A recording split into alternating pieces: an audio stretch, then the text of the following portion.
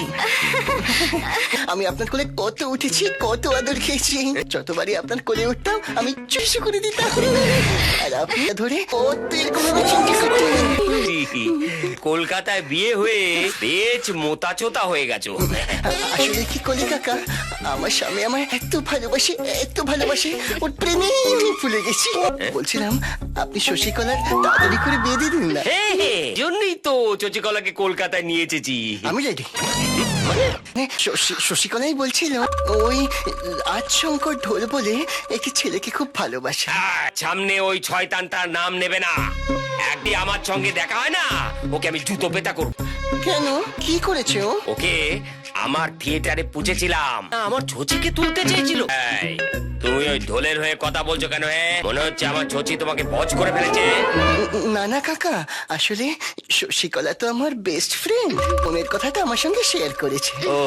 আর আমার মন বলছে একবার যদি বিয়ে হয়ে যায় আমি ওকে পেয়ে এত ভালোবাসবে, এত ভালোবাসবে, এত আনন্দ পাবে, ওকে জড়িয়ে ধরে রাখবে, ছাড়বেই না। আচ্ছা কোলে কাকা, ছিলাম যে শশীকলাকে নিয়ে আমি একটু বাইরে ঘুরতে যাব, অনেকদিন বাদে দেখা হলো তো। যাও যাও যাও যাও যা চচি, ঘুরে ঘুরে। Thank you. তাই যেন দেখেছি মনে হচ্ছে।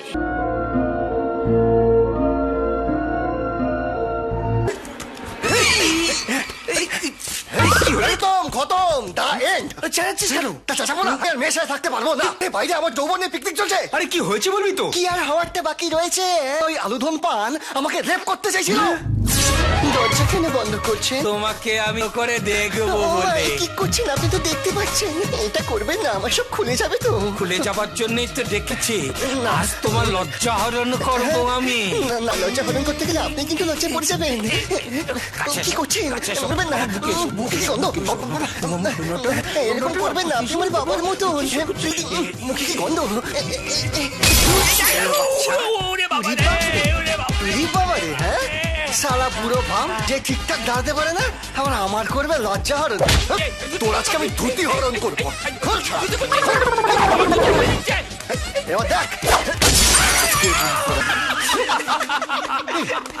এদিকে আমার এই অবস্থা, এদিকে সারা বাড়িতে কানা পদ্মলোচন, আর ওদিকে অফিসে হারাধন। বাড়িতে না হয় দুটো মৌসুম্বি দিয়ে শান্ত করতে, আজকে সারা চিচিং ফাঁক করে দিচ্ছিল। এমন তো শোন, তোকে কিন্তু আমি বলে দিচ্ছি আর কাল থেকে অফিস যাবো না। ঠিক আছে, তোকে আর অফিস যেতে হবে না, বাড়িতে বসে থাক। কিন্তু ও যদি অফিস না যায় সেটা তো আরো বড় সমস্যা। হ্যাঁ ও কিন্তু ঠিকই বলেছে ভাই। ওরা যদি বলে গৌরীদর চাকরি করতে যেত, এখন বাড়িতে বসে কেন? বাড়িতে বসে কেন? কারেক্ট কারেক্ট, ঠিক বলেছে ভাই। বাড়িতে বসে কেন, বাড়িতে বসে কেন? আইডিয়া, কি? তোকে প্রেগনেন্ট পতি হতে হবে। তুই কি খেপেছিস? কেন?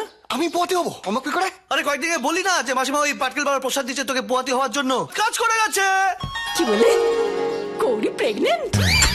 Wow, that's great news. Be in the house. দারুণ মজা হবে। এটা কি করে হলো? পাটকেল বাবা, তোমার প্রসাদে কাজ হয়েছে। বাদ করো যেন সুস্থভাবে সন্তানটা হয়। ঠাম্মা, সুমনাকেও তুমি পাটকেল বাবা প্রসাদ দিও। দিদা ঠিক।